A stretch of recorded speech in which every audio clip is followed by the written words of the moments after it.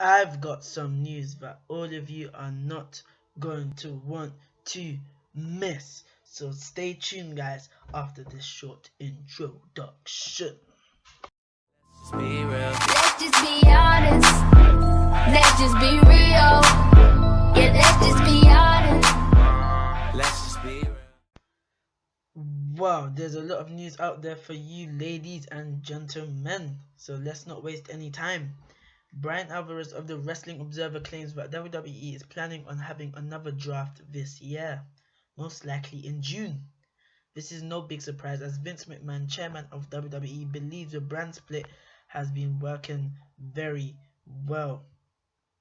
He said that there's been major success for the brand split and the draft. In the fourth quarter earnings call, McMahon says that SmackDown's viewership has only increased since the brand split, which was something the company had been trying to achieve for a long time now. In regards to the brand split, McMahon said that superstars should be switched around, as he feels it is difficult to create a star with just one show. I disagree with that. I think they should be switched around to create new matches and new storylines so it's not repetitive.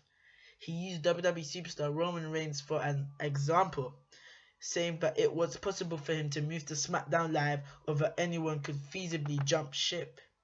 WWE reinstated the brand split back in July last year after quietly dissolving it in 2011. The move was done to increase SmackDown ratings, as the USA Network had been unhappy with the dwindling numbers that the show was providing. With the brand split, the roster was effectively divided, guys. So we all know the superstars Raw got a hold of and SmackDown Live got a hold of. In the first live episode of SmackDown, they pulled in 3 million viewers, which was an increase over 1 million views from the previous episode. In December, SmackDown promoted the return of John Cena, who had been absent since October. They also advertised 3 championship matches.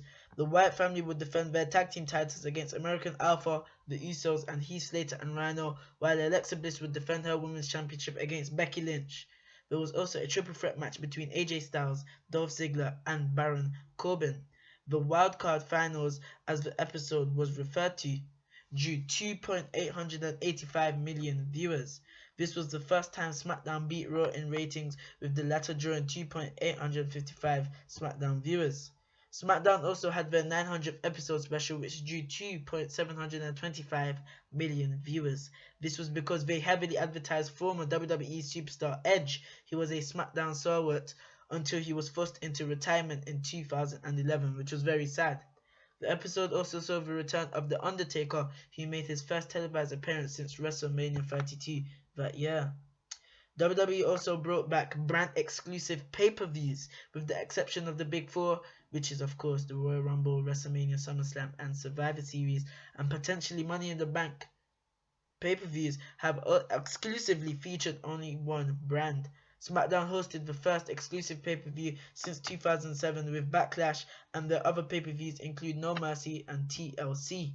Raw hosted Clash of Champions, Hell in a Cell, and the Roadblock End of the Line. Survivor Series saw both brands compete in traditional Survivor Series elimination matches between members of both rosters. For the latter part of the year, AJ Styles was in a program with Dean Ambrose for the WWE Championship. Styles won the belt at Backlash and would fit against both Ambrose and John Cena at No Mercy, where he retained the title after pinning John Cena. Sorry guys, I'm a bit ill, but I'm still recording for you all. The Miz and Dolph Ziggler would also feud over the Intercontinental Championship and had an especially exciting match at No Mercy, which was a career versus title match. Well, Ziggler and Miz, they really proved why the Intercontinental Championship is so prestigious and important. If Ziggler lost, he would retire. He managed to defeat The Miz and became the Intercontinental Champion. If there was another draft to happen in June, it would be exciting to see what exciting storylines can be produced. So, my thoughts on this: I definitely think they should have another draft this year in June, because as I said before in the video, it will definitely provide new storylines, fresh matches, new different variations of matches, guys. You can imagine a Finn Balor versus an AJ Styles match. You need to mix up the roster so that it's not repetitive, as I said before, and that would be good. And better pay-per-views for Raw. better pay-per-views for Raw. And Roadblock End of the Line is not a pay-per-view. That's a joke of a pay-per-view. And I'm doing Universe Mode with Ali, and I'm gonna have to use Roadblock for my December pay-per-view because we're gonna run off the real WWE pay-per-views. And yeah, so I did upload a video earlier about 2K17 Connected Universe Mode. Is like a little trailer. Please make sure you check that out. That will be in the card's description. And my Elimination Chamber 2017 full match WWE 2K17 simulations is uploading right now, so make sure to check that out after this video is uploaded, guys. Thank you for the support, everyone. Make sure to hit that subscribe button. That's why I need a one dance. Got a Hennessy in my hand. One more time, but I go. Higher powers taking hold.